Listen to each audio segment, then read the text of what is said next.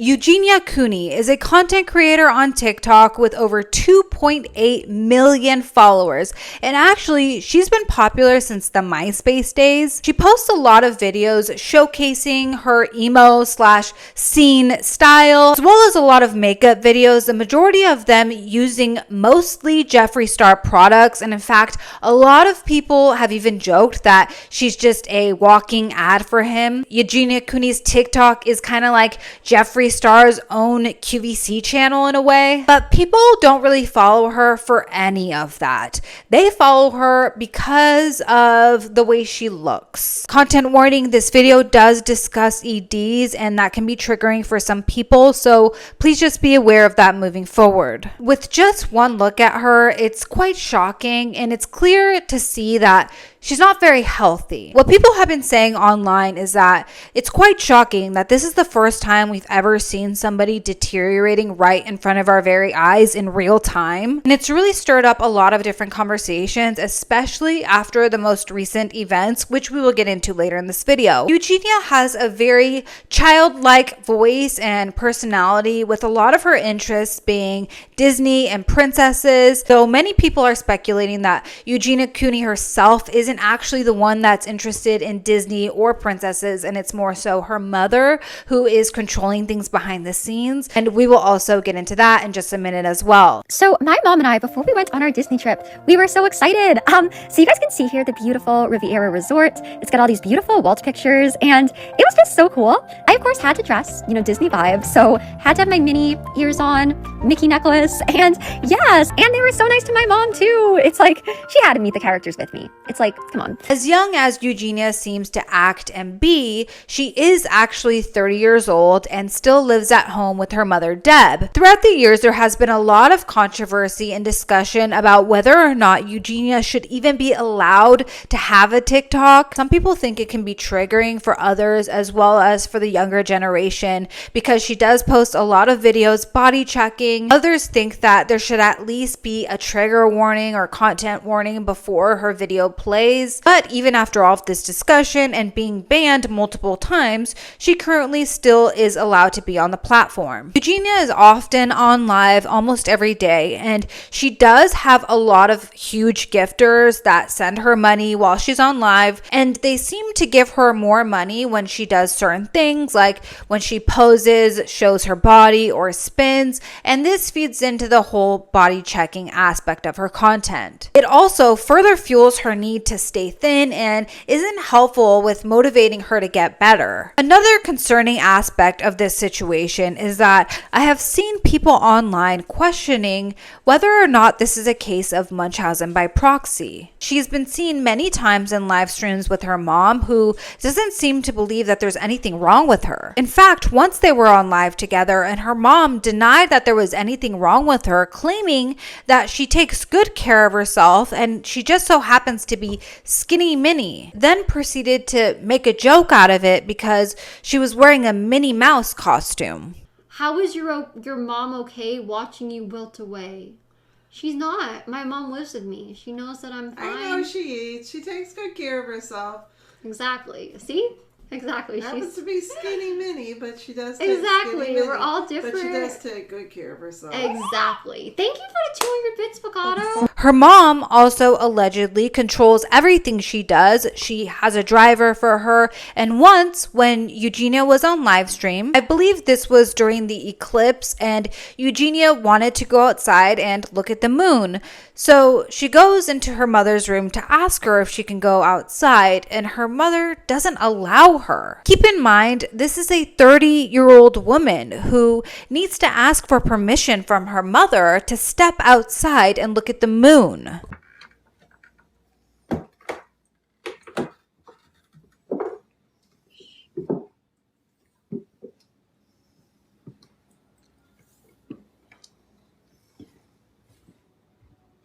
Trying to think where the best place to see it will be.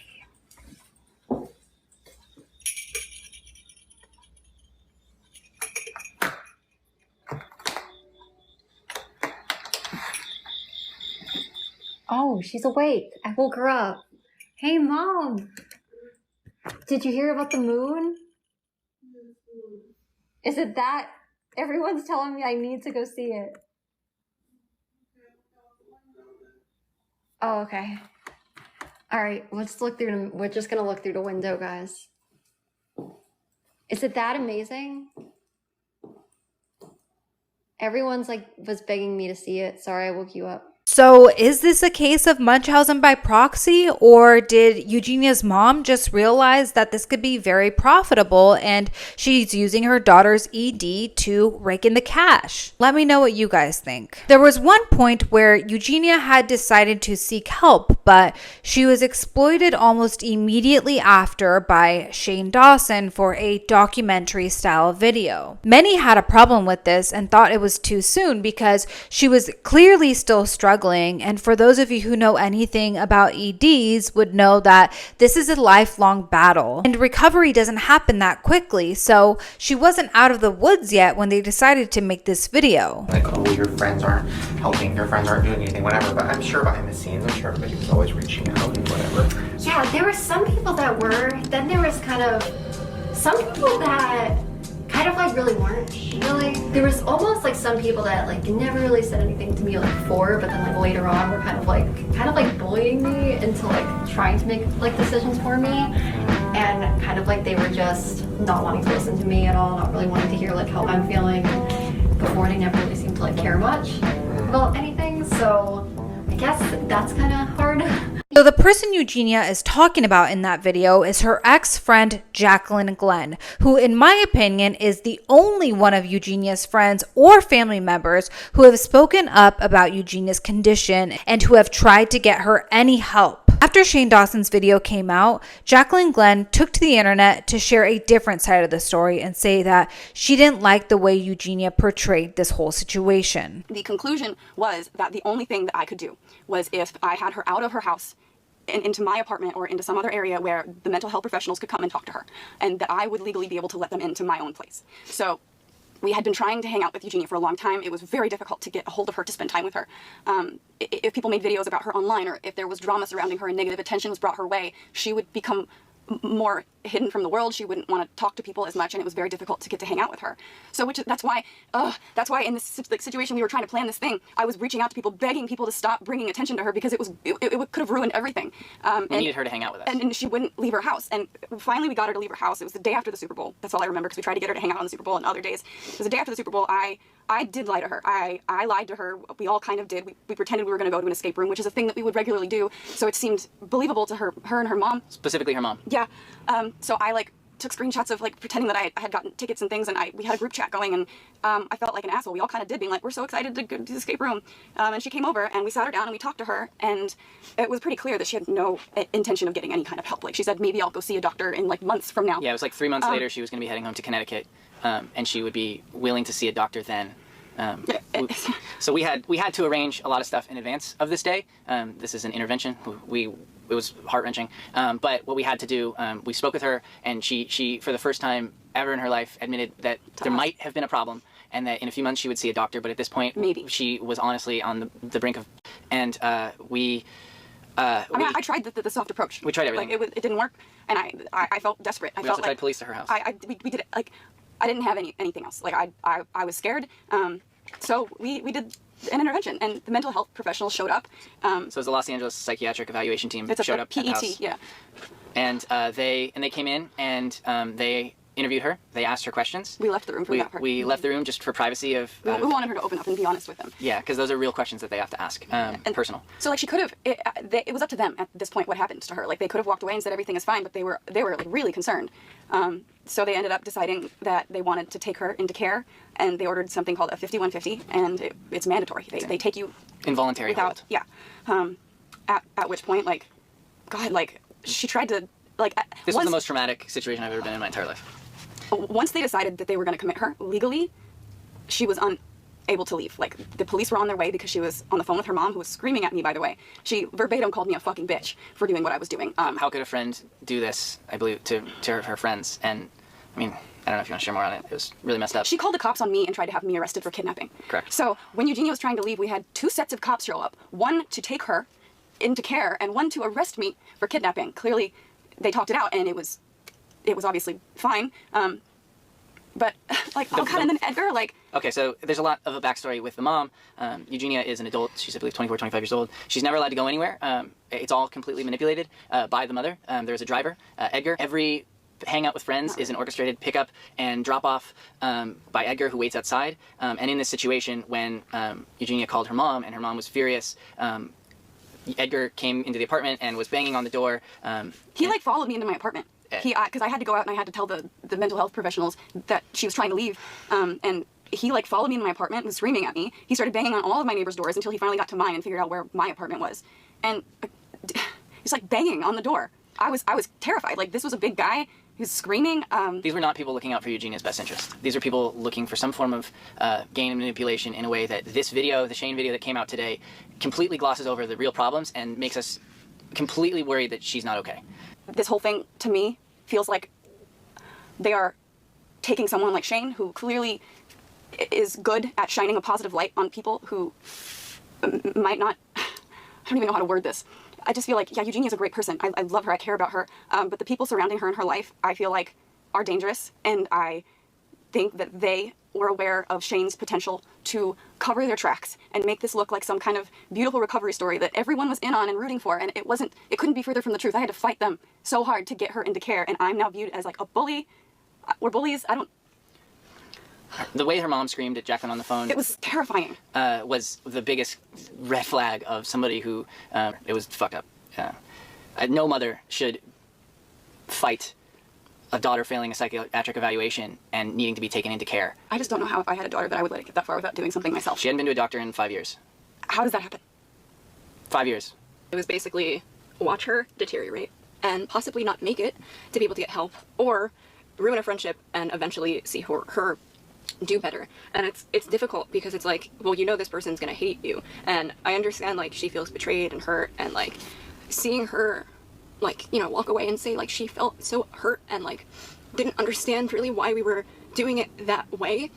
Like, I have like nightmares. It's so sad to see someone so hurt and so far gone that was like the only option we thought that we had. We were also fearful that if we were too in her face about it before, that her mom would not have let her continue to hang out with us. Yes. And I was terrified of that. Like, and I was walking a fine line the entire time. Which now brings us to possibly the most concerning thing we've seen from Eugenia yet. On Mother's Day 2025, Eugenia Cooney was on live stream and she got visibly ill. Many healthcare professionals have now reviewed this live stream footage and stated that they believe she was portraying signs of a mini heart attack or a mild stroke. These healthcare professionals are saying that these are the symptoms that stood out to them: the yawning, arm cramping, slow blinking, confusion, and nausea. I am going to play the video here, but I just want to warn you that it's very difficult to watch.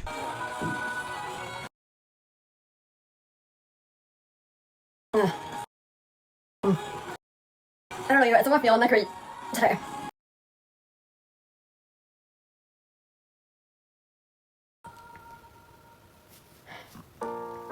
I think I make it off. I'm just kind of like letting my stress get to me. I'm gonna get off for now. So Eugenia abruptly ends the live stream, and it takes every bit of energy in her body to get up and turn the camera off. She didn't even have the strength to close her makeup bag. And for Eugenia Cooney to end a live stream in this way is just very unlike her. Many people online have joked that a car could literally drive into Eugenia's room and she would still be on live. So for her to get up and end this live stream, something serious must have been going on. Now, this brings us to Jeffree Star, because as we know, Eugenia has always looked up to him, and Jeffree has always denied that there was anything wrong with Eugenia. Every time he's asked about her, he says that she's fine. And the reason why people are constantly asking Jeffree to say something or help Eugenia is because the way she looks up to him and sees him as some sort of god. Oh, guys, he's just such a caring and kind person, and I just feel like I'm so blessed. Even though he has made fun of her on several occasions. Eugenia, be quiet. Finish your dinner. Hell no. Eugenia, stop. But then recently, when Jeffree was asked about Eugenia, he finally said, obviously, Eugenia is not okay. When just the day before that, he had said she was just fine. Azumi, you don't actually care about her, so that's why I gave you that bland response. It's a given things aren't okay. It's a given, but you don't care, so you don't get a real answer. How about that? You don't really care about my friend. Help her! You don't know what's happening behind the scenes. You don't know the steps that I've taken, the phone calls I've had, the things that I'm doing. You have no idea, because it's not your business. When I said she was okay yesterday, it was so you would just shut up. Clearly, she's not okay. Some say it's incredibly selfish for Jeffree to go on and not help Eugenia when she has spent her entire life promoting his brand and his products. And he claims that he is helping behind the scenes. But let's be real. If he were helping her, if he had even the slightest opportunity to position himself as the hero and the good guy, we know this would be front and center, and he would be milking it for every ounce of public approval. As for the bigger picture, I don't pretend to know all of the answers. Some people even question if videos like this are doing more harm than good. But I came across a video that made a very powerful point that we should be treating this like any other life-threatening illness. It's like she's in hospice now, and we can all feel sadly that the end is near. And here's the hardest truth.